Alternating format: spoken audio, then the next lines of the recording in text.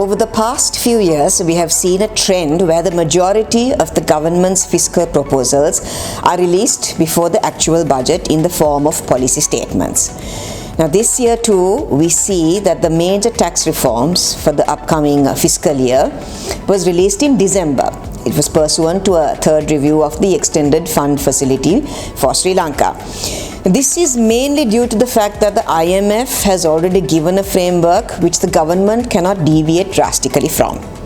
So the major tax reforms revolved around personal taxes, where we saw some relief being offered to income earners.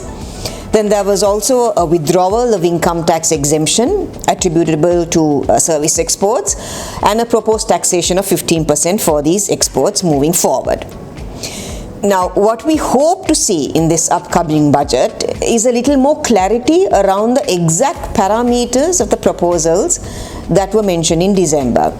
And this may come in the form of technical notes to the budget speech.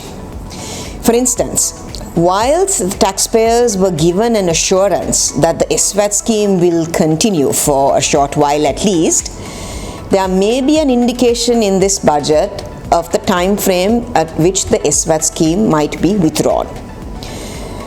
There will also be some rationalization of the VAT exemptions, and there may be a proposal on the abolishing of special commodity levy, which was considered a discretionary tax and which was supposed to be withdrawn as per the IMF framework.